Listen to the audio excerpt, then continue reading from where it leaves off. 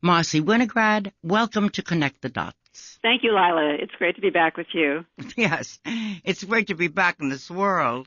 Marcy, a lot has happened in 4 weeks. I see, for example, that while I was regaining my sanity, Congressman Henry Waxman was losing his. We know you are running for Congress against Jane Harman in the 36th District, and Waxman, who won his first elections years and years ago as a progressive as you are now, has written this wild letter vilifying you. Let me quote from it. Recently I came across an astounding speech by Marcy Winograd, who's running against our friend Jane Harman, which brings into question his sanity to begin with, in her primary re-election to Congress. Miss Winograd's view on Israel I find repugnant in the extreme, and this is why I wanted to write to you, he says to the public at large.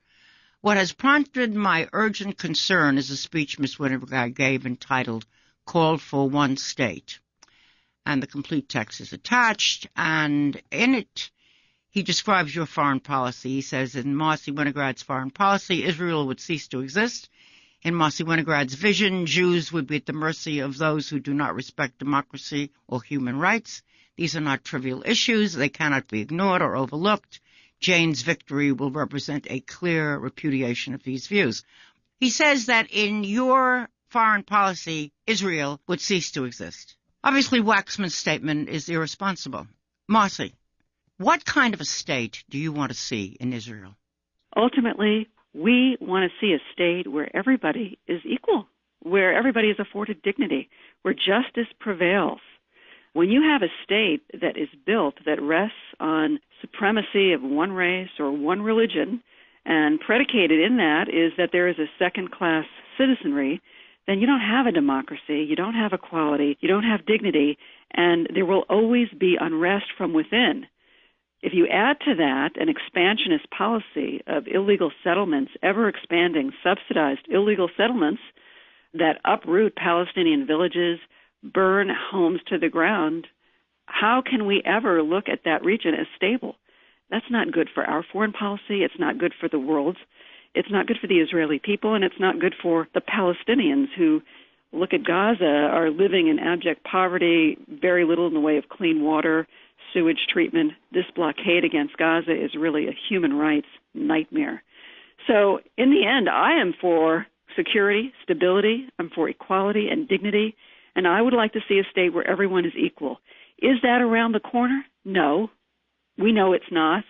We know that Israel is a nuclear-armed nation. We know there is great enmity between Arabs and Jews.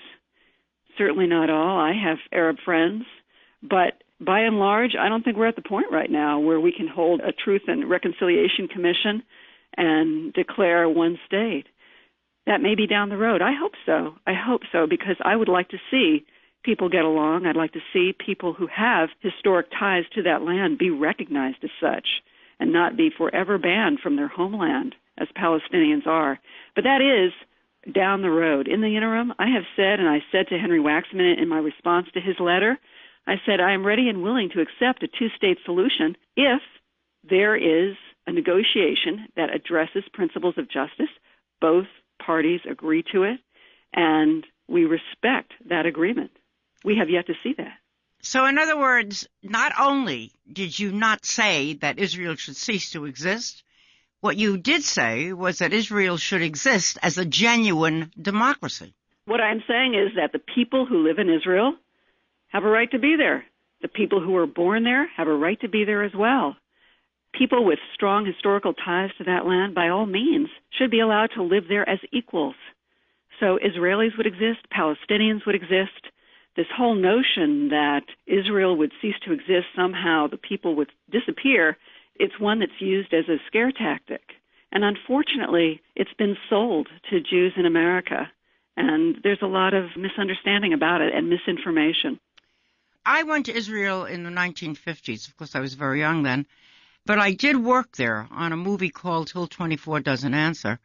And at that time, when the Palestinians, they weren't called Palestinians at that time, but when some of the Arabs chose to stay in the War for Liberation, which took place in 1948, and some chose to leave, and those who chose to leave were guaranteed that the other Arab nations would take them in if in reality the Israelis lost the battle. And those other Arab nations did refuse to take them in. They double-crossed them. And the Israelis wouldn't take them back. I told my Israeli friends this is a public relations coup on the part of right-wing Arabs. And don't go for it and welcome everybody back. And they didn't do it. And it turned out that that public relations coup continues to exist. So what you're recommending is that Israel be an open state, like every other country. That's right. And those who disagree would say, wait a minute, if it is an open state, the Jews will be destroyed, they will be driven into the sea and so forth. I would argue quite the contrary. If we hold a Truth and Reconciliation Commission, something along the lines of post-apartheid South Africa, if we create a joint constitution that recognizes the equality and dignity of all people, then we will be ensured greater security. And in terms of the argument that we must have a Jewish state, I would say, look, as someone who has had intimate experience with persecution, having had great-grandparents who were burned in the Jewish Holocaust of Nazi Germany, who were chased out of Russia during the pogroms, I would say that the response must be that we, as people who believe in human rights, have to fight for human rights at every turn, anywhere, everywhere. We cannot allow ourselves to be reduced to victims, all of us victims who can only thrive ultimately in a segregated society. That is not the answer to injustice.